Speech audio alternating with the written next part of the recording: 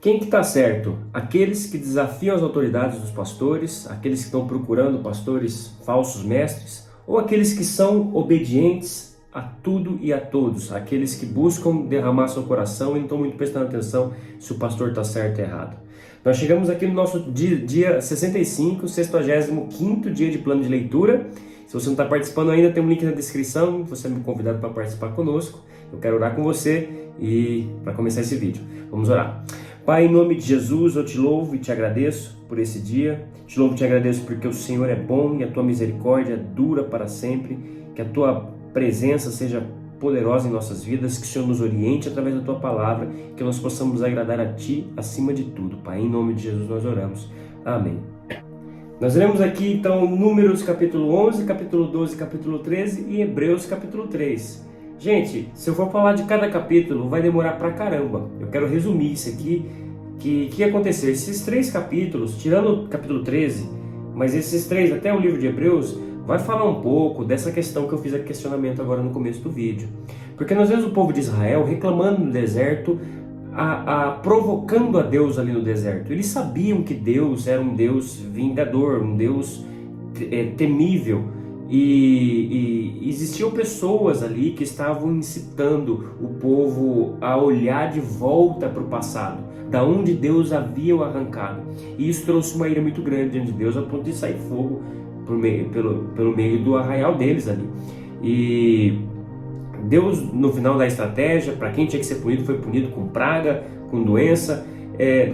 Nós vemos no capítulo 12 a rebeldia de Miriam e Arão contra Moisés. Eles estavam encrencando porque Moisés casou com uma mulher que não era judia, era cuxita, mas estava ali no meio deles. Então eles queriam dividir a liderança, sabe? E Deus também não curte muito, não aceita a rebeldia no meio do povo dele. Rebeldia é um pecado grave ali no meio do povo de Israel. Por que rebeldia é treta, é punk? Porque a rebeldia, principalmente nesse contexto aqui, ia fazer uma divisão no qual ia destruir esse povo. Se o povo de Israel fosse o povo dividido, mesmo tendo esse Deus, ia ser catástrofe, não ia chegar onde nós chegamos. Deus tinha um plano. Toda vez que nós mexemos no plano de Deus, Deus ele intervém nos parando. Aquilo que Deus não quer que aconteça, não acontece. E exatamente aconteceu aqui. Miriam, no final das contas, ela ficou leprosa e Moisés teve que interceder por ela diante de Deus para que ela fosse curada. E ali houve um aprendizado. Olha, quando Deus levanta um líder sério, respeite esse líder, porque o coração desse líder, porque ele está servindo a Deus, é para levar o povo para um lugar melhor. Além do caso, Moisés não tinha segundas intenções. Moisés não estava buscando ter alguma fama a mais. Ele era um líder justo, a Bíblia fala. E as pessoas às vezes assim se levantaram e Deus interveio para benefício do povo dele. Lembre-se disso. Deus ele não intervém para mostrar que Moisés é um grande homem, apesar de Deus mostrar os méritos dele. A principal ação de Deus em intervir não é para exaltar um homem. Deus não exalta homem algum. Deus ele fala que o homem não tem capacidade de ser exaltado na comparação com ele, mas Deus ele estava ali protegendo a sua própria santidade pela promessa que ele havia dado de salvação para aquele povo. E vamos que vamos. Aí vamos para falar um pouco sobre aquilo que eu falei no começo. Hebreus, no capítulo 3, vai falar que Cristo ele é superior a Moisés. Que Cristo, e ele faz comparações, Cristo o ministério do Cristo, do enviado de Deus, é meio óbvio isso, e ele tem o cuidado de fazer essa comparação para que nós possamos entender por que é superior. Mas principalmente no capítulo 3 vai falar para que nós não tentemos a Deus como o povo de Israel tentou aqui nesse lugar.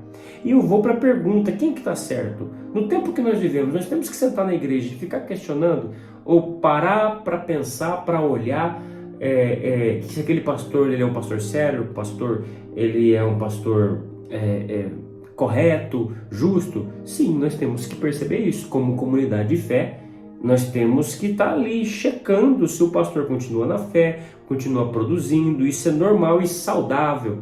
É ruim para, por exemplo, você que está visitando a igreja, chegar numa igreja e querer fiscalizar isso. Normalmente você tem que entrar numa igreja, conhecer a liderança da igreja, andar junto para se conhecer, porque você pode ser injusto. Às vezes você pegou uma pregação, às vezes não tão boa do pastor, o pastor prega toda semana, várias vezes, então tem dia que ele não vai pregar bem. Então tem que tomar cuidado no questão de julgar, de querer emitir juízo para saber o lugar que eu vou ficar, é apenas vendo um culto.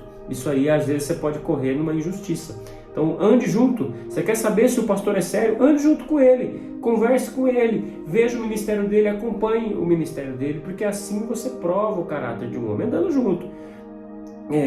Quem que é mais abençoado? Esse que é questionador ou aquele que é obediente? Sempre é o que é obediente.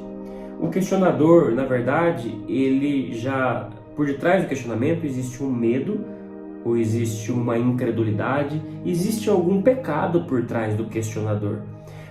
Raramente um questionador, uma pessoa que está procurando,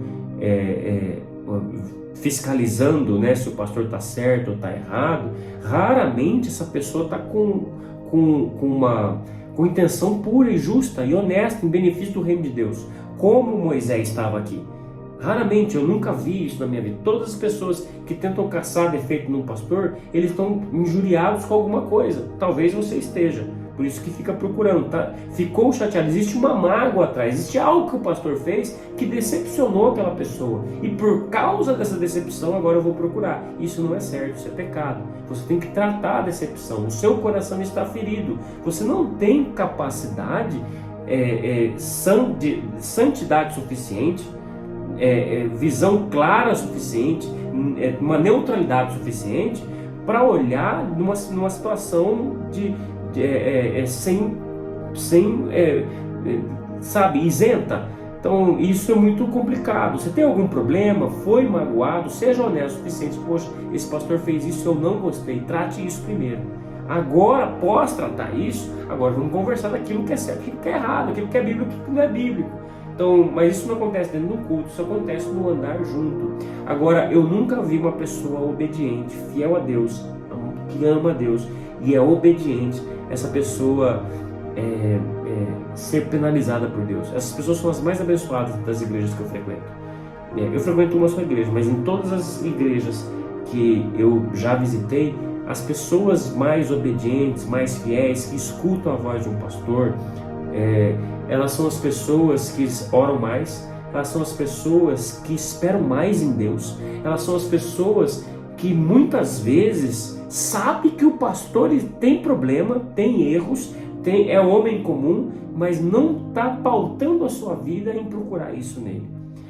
Ele sabe, normalmente a pessoa que é obediente, fiel, aquela pessoa que é simples em servir a Deus, essa pessoa ela está mais preocupada em entregar um ministério, entregar algo para Deus. Eu raramente vejo isso. Quando a pessoa sai dessa pureza e entra para o outro lado, ela já está para o lado de desconfiança e tudo mais, é porque já existe algo que macula o testemunho dessa pessoa,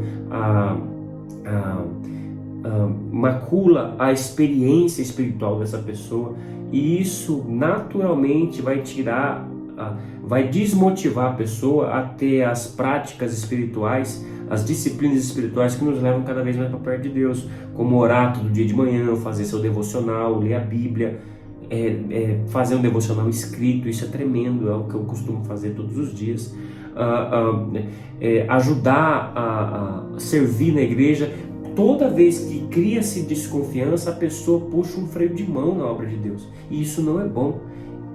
Isso já é o termômetro de Deus mostrando: olha, o caminho não é bom, o caminho está errado, precisa tratar a dor, precisa tratar a mágoa. E hoje vivemos um tempo que as pessoas não tratam, as pessoas só gravam a experiência negativa, emite seu juízo interno e cancela a pessoa. Hoje é moda fazer isso, porque o mundo em que nós vivemos, ele quer te separar de Deus, ele é construído para que você não se aproxime de Deus.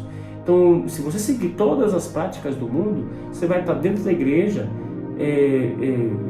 como numa areia movediça, dentro do lugar certo, só que você vai naufragar, afundar dentro do ministério, dentro da obra de Deus, porque não vigia o coração, porque não percebe detalhes que são coisas do mundo e não do reino de Deus.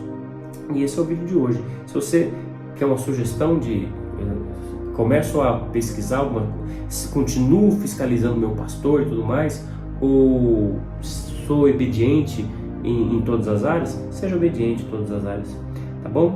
Deus abençoe você, um forte abraço e tamo junto.